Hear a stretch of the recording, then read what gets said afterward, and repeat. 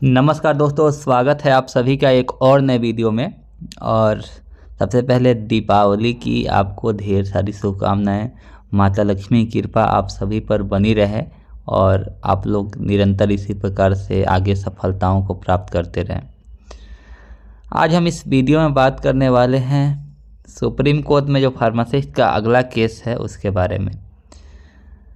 तो आपको पता ही है कि बैचलर इन फार्मेसी द्वारा कई सारे केस किए गए हैं, जिसमें से कई केस है जैसे Abhishek Kumar versus state of Bihar, Sanjeev Mishra versus state of Bihar, उसी प्रकार फिरोज मंसूरी, पूजा कुमारी, शहाबुद्दीन, कई सारे केस हैं। उसी में से एक केस है हमारा Firoz Mansuri versus state of Bihar. तो ये केस जो है इसके बारे में हम लोग आज देखते हैं और इसी में डेट आया हुआ है, तो इसी के बारे में हम लोग आज देख लेते हैं कि इसमें क्या है, कैसे कंडीशन है।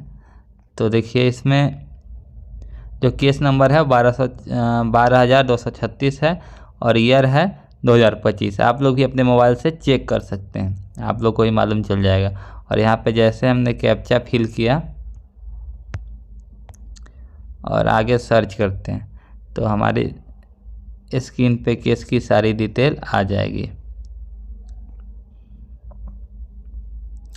तो यहाँ पे जो ये डिटेल आ रहा है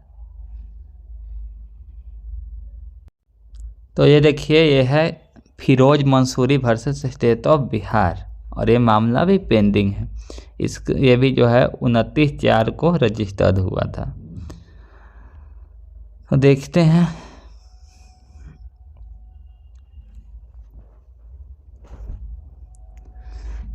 जैसा कि आपको पता ही है कि ये केस भी सभी केसों से लिंक है, लेकिन पिछले बार जो सुनवाई हुआ था उसमें क्या हुआ था कि एक दो केस को उसमें ऐड नहीं किया गया था, जो आप रिकॉर्डिंग में सुने भी होंगे। तो उन्होंने कहा था कि सबको लिंक कर दिया जाए। तो इस केस में सुनवाई हुई थी बीच में और इसमें कुछ दिक्कत था। जैसे कि इसमें क्या था कि रिस्पोंडेंट और पेटिशनर में दोनों में मिसलेनियस नाम जुड़ गए थे। पेटिशनर की गलती है या किसकी गलती है मुझे पता नहीं, लेकिन जिन लोगों को पेटिशनर बनना था वे लोग अपना नाम यहाँ पे रिस्पोंडेंट में ऐड करवा लिए थे और इसी कारण से समस्या हो रही थी। अब पता नहीं है, कोई साजिश भी हो सकता है, अलग अलग प्रकार की चीज़ें हो सकती है, लेकिन बाद में उन्होंने अपना नाम डिलीट करने के लिए इसमें दिया था। जैसा कि आप देखिए यहाँ पे जो है, यहाँ पेटिशनर आपको दिख रहा है 1 से 23 तक पेटिशनर है। फिर वहाँ पे जैसे आप रिस्पोंडेंट में आएंगे तो रिस्पोंडेंट में यहाँ 1 से लेकर 6 तक ठीक है, लेकिन 7वें नंबर से इन्होंने डिलीट करने के लिए जो अप्लाई किया, इसीलिए यहाँ पे रेड कलर से यहाँ पे डिस्प्ले हो रहा है। तो ये नाम जो है गलती से किसी कारणवश जो है यहाँ पे आ गया है। तो ये सब नाम जो है इन्होंने डिलीट करने के लिए कहा था और इसी पे सुनवाई हुई है पिछले बार। अब जो है इस मामला को 6 नवंबर को सुनवाई करने के लिए बोला गया है। अब 6 नवंबर को इस मामले पे सुनवाई होगी। अब सुनवाई होगी वो भी एडवांस कॉज लिस्ट में आया है। समस्या ये है कि इस केस के साथ सारे पुराने केस हैं लिंक है, तो इस केस में कोई जजमेंट आता है तो वो सारे केसों में इफेक्टिव होगा। जैसे कि देखिए यहाँ पे जो है आप अर्ली केस में देखेंगे तो पटना हाई कोर्ट का वो सभी केस इसमें लिस्टेड है, जिसमें जो है जजमेंट का इंतज़ार है आप लोगों को। तो पुराने सभी केसों को भी इसमें इन्वॉल्व किया गया है। तो इसमें कोई जजमेंट आएगा तो सारी चीज़ें इफेक्टिव होंगी। अब इसमें टैग मैटर में भी देख लीजिए कि कौन सा मैटर टैग है। तो यहाँ पे जो है संजीव मिश्रा का मैटर यहाँ पे टैग है, जो कॉन्टेम्प्ट है, जो कॉन्टेम्प्ट है उसको भी टैग कर दिया गया इसमें, जिसके कारण से आपका डीवी रुका हुआ था वो कॉन्टेम्प्ट भी इसमें टैग है संजीव मिश्रा का, अरुणाभ चंद्र वर्मा।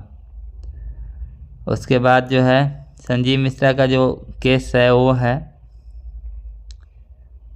उसके बाद अभिषेक कुमार का जो केस है वो है पूजा कुमारी वर्सेस यूनियन ऑफ इंडिया है, शहाबुद्दीन अंसारी का केस है। तो ये सभी केस इसमें टैग है। तो इस केस में कोई भी डिसीजन आता है तो ये सब जो है इसमें होगा। अब इसमें जो सुनवाई हुई है वो भी देख लेते हैं। तो 24/9 को जो है इसमें सुनवाई हुई थी और ये जो सुनवाई हुआ था वो चेंबर में हुआ था, क्योंकि इसमें नाम डिलीट करना था और इम्प्लीट डालना था।